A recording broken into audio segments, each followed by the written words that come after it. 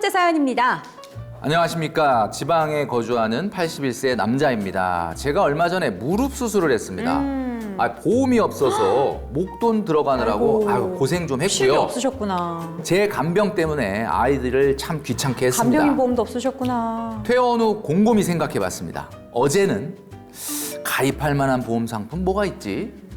오늘은 보험 상품 판단 기준이 뭘까? 내일은 고가의 의료비로 자녀들에게 피해를 주고 싶지 않아 종신보험 한번 들어볼까?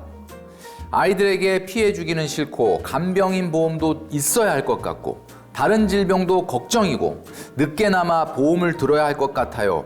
괜찮을까요? 일단 고생하셨습니다. 수술하시느라 얼마나 또 몸이 힘드셨겠고 또 자식들이 간병을 하니까 그게 또 얼마나 미안하셨겠어요. 그렇죠. 우리 7080 세대분들의 가장 큰 고민 중에 하나가 짐이 되지 않는 노후. 자녀들에게 짐이 되지 않는 노후가 되는 것이 가장 큰 고민이죠. 네, 저는 의뢰인분이 좀 늦었다라고 볼 수 있어요. 사실 80이 넘으셨기 때문에. 그럼에도 불구하고 보험을 드는 것을 저는 추천합니다. 늦었다고 생각할 것이 아니라 아직도 늦지 않았다라는 거죠. 최근에는 다양한 보험 상품들도 생겨나면서 유병자 보험도 많습니다. 고혈압이나 당뇨 같은 지병이 있어도 그리고 암에 걸렸던 분들도 보장을 해주는 보험 상품이 있으니까 사실 크게 걱정하실 필요는 없을 것 같아요. 물론 일찍 가입했을 때보다 보험료가 좀 더 높고 가입한 상품의 보장의 범위는 상대적으로는 적겠지만 그래도 없는 것보다는 있는 게 나은 거잖아요.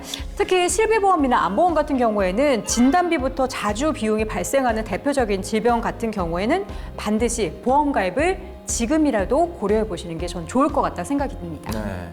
지금 7080 세대분들은 실손보험이 대부분 없거나 있다고 하더라도 굉장히 고가의 보험료를 내기 때문에 네. 굉장히 부담을 느끼면서 이걸 정말 내가 계속 해야 되는지 말아야 되는지 해지를 고민하는 분들도 굉장히 많거든요. 해지까지? 자, 그래서 보험 가입에 부담을 느끼신다면 꼭 보험이 아니라 하더라도 적금을 의료비 적금 같은 거를 통해서 미래 의료비를 대비하시는 것도 하나의 방법일 수 있다라는 거죠. 안 쓰면은 또 개인적으로 다른 용도로 쓸 수 있고요. 자, 두 번째로 치매보험이나 간병비 보험 같은 경우는 무턱대고 가입하시기 전에 내가 내야 될 총 보험료 합과 만약에 내가 그런 경우에 받을 보험금의 적정 비율을 따져보시면서 꼭 체크하시고 가입을 하셔야 됩니다. 네. 자, 그리고 100세 보장이라고 하는 말에 너무 현혹되시지 않는 게 좋아요. 왜냐하면 보험금이라는 거는 시간이 지남에 따라 인플레이션에 영향을 받기 때문에 너무 고가의 100세 보장을 고집하기보다는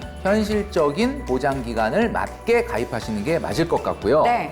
마지막으로 네 번째, 보험료가 한 푼도 안 오른다라고 한다면 좋은 것 같지만 사실은 지금부터 미리 비싼 보험일 가능성이 있기 때문에 꼼꼼히 한번 따져보고 가입하시기를 추천드립니다. 네, 보험 가입하시기 전에는 말씀해주신 4가지 점을 꼼꼼하게 따져봐야겠네요. 네.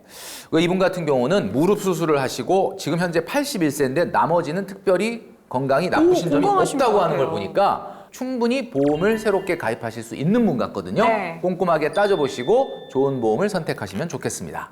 네, 오늘은 7080 세대의 금융 관리에 대한 고민을 좀 들어봤습니다. 사실 7080 세대쯤 되면은 금융에 대한 투자보다는 관리를 어떻게 하는지가 더 중요할 텐데요. 소장님, 금융 관리는 어떻게 하는 게 가장 좋을까요? 금융관리라는 것은 딱 정답이 하나만 있는 게 아니라 상황에 맞는 목표를 설정하고 그 목표에 맞게끔 관리하시는 것이 가장 중요한 점이죠. 네.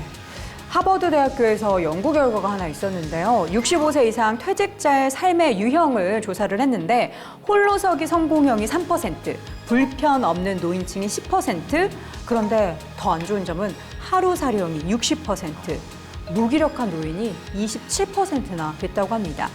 아무래도 구체적인 목표를 좀 설정을 하고 실천해 나가는 것이 무엇보다도 중요하다고 볼 수 있겠습니다. 맞습니다. 돈뿐만 아니라 건강과 여가에 대해서도 꼼꼼하게 계획을 세우셔서 여러분들 행복한 노후가 되시기를 바라겠습니다.